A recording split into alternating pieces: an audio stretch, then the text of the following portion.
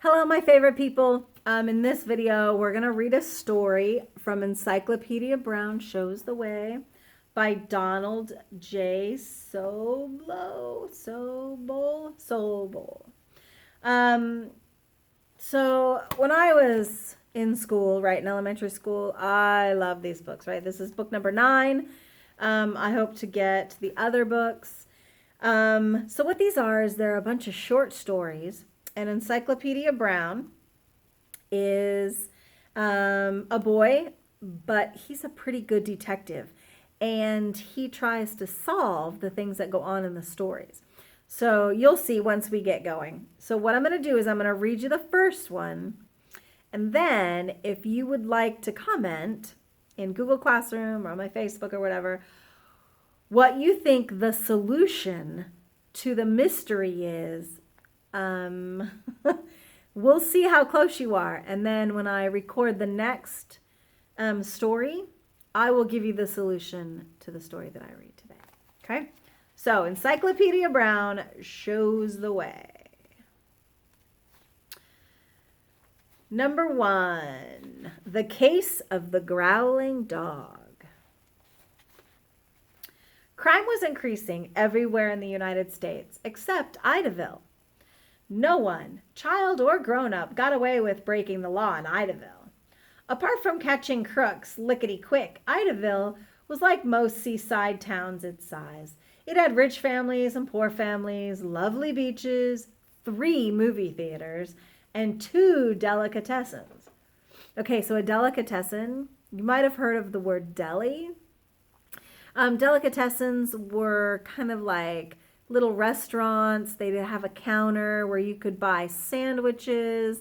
You could also buy like sandwich meats, right? So like if you go into Kroger and you see like the meat section where they slice the cheese and the meats for you, right? That's called the deli, and that comes from delicatessen, okay? Sometimes back east, like New York, Massachusetts and stuff, they still call them delicatessens. Anyway, it had 2 delicatessens. It had churches, a synagogue, and a little league. And it had 10-year-old Encyclopedia Brown, America's Sherlock Holmes in sneakers. Remember, sneakers is another word for tennis shoes. Encyclopedia's father was chief of police. People across the country thought he was the smartest police chief on earth. Chief Brown was smart. His officers were brave. But once in a while they came up against a crime they could not solve. Then Chief Brown knew what to do.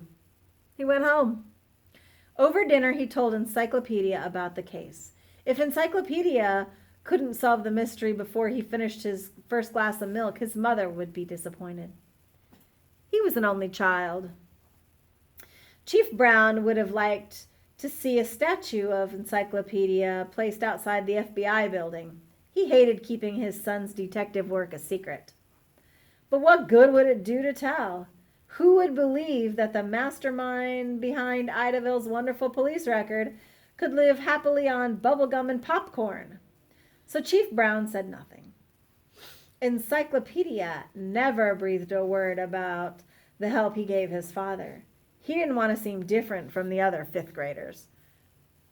But he was stuck with his nickname. Only his parents and teachers called him by his real name, Leroy. Everyone else called him Encyclopedia. An encyclopedia is a book or set of books filled with facts from A to Z. So was Encyclopedia's head. He was really more like an entire library, only better. His pals could ask him questions without having to whisper. One evening over soup, Chief Brown said, "I think I know who stole Mr. Dale's electric drill last night." "Who?" asked Mrs. Brown. "Ed Baker," answered Chief Brown. "Isn't he the teenager who stole a car in January and wrecked it over in Glen City?" asked Encyclopedia. Chief Brown nodded. "Ed was seen running near Mr. Dale's house last night around the time someone broke into the garage and stole the electric drill and some other tools." "Did you arrest him, dear?" asked Mrs. Brown. "I can't prove he did it," said Chief Brown. Ed claims he was running to get in shape for football. He says he ran by Mr. Dale's house but didn't stop. Don't you have any clues? Asked Encyclopedia. 2, replied Chief Brown. We found one perfect footprint on the backyard. A left sneaker print. It was made in the spot of soft earth. Does it match Ed's sneaker? Asked Mrs. Brown. It's a half size too small, said Chief Brown heavily. Perhaps Mr. Dale made a print himself, suggested Mrs. Brown. Mr. Dale insists no one has been in the backyard for nearly a week, said Chief Brown. The rain yesterday afternoon washed out all the old footprints. So the sneaker print is new, said Encyclopedia. It has to be the thief's.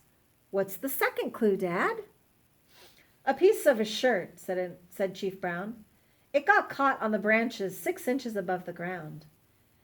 Did you find a torn shirt at Ed's house? Inquired Mrs. Brown. No, said Chief Brown. Ed probably didn't realize he left a footprint, but he would have discovered the rip and threw the shirt away. Chief Brown took a spoonful of soup and then continued. Ed must have been crawling on his stomach in order not to be seen, he said. Well, what makes you think that? Asked Mrs. Brown. If Ed had been walking, the low branch would have ripped the bottom of his trousers, not his shirt, said Chief Brown. But what he did next is the puzzler. How come? Said Encyclopedia. The low branch is outside the fence that goes around Mr. Dale's house and garage, said Chief Brown. At night, a big German shepherd named Rover runs loose inside the fence. Said Encyclopedia. Ed crawled to the fence so as not to be seen and climbed over. But the question is, how did he get past Rover? Is Rover such a good watchdog? Asked Mrs. Brown. Rover is an attack dog, said Chief Brown. He's trained to bark at strangers and to seize their sleeves or trousers in his teeth. Ed could have fed him something to keep him quiet, said Mrs. Brown. Rover won't take food from anyone except Mr. Dale, replied Chief Brown. Didn't Mr. Dale hear anything at all last night? Asked Encyclopedia. He heard Rover growling, said Chief Brown.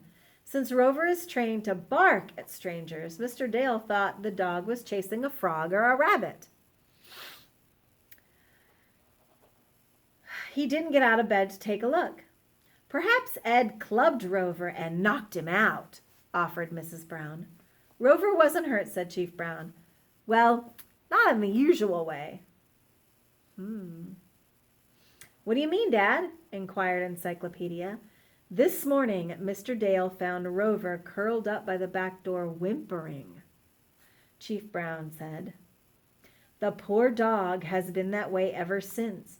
He won't eat. It's as if he had a nervous breakdown last night. My word! Exclaimed Mrs. Brown. She looked at Encyclopedia for help. The boy detective had already closed his eyes. He always closed his eyes when he did his deepest thinking on a case. Suddenly he opened them. Ed made the footprint. He stole Mr. Dale's tools. But the footprint is too small, protested Mrs. Brown. The footprint was made when the earth was still wet from the rain, said Encyclopedia. It's been hot and dry since. Of course, cried Chief Brown. How stupid of me. When earth dries, it shrinks, so the footprint is smaller than when it was made.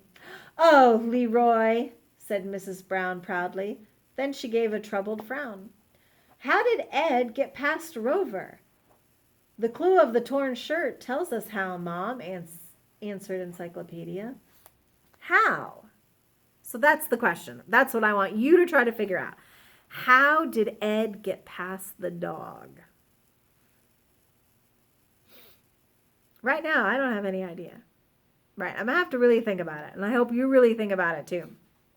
So if you want to leave me a comment in our Google Classroom or on my Facebook telling me how you think Ed got past Rover, the big German Shepherd, that would be great. The next time I read from that book, I will tell you the answer. I'll let you know how Encyclopedia Brown figured it out. And until then, I miss you. Don't forget to be awesome.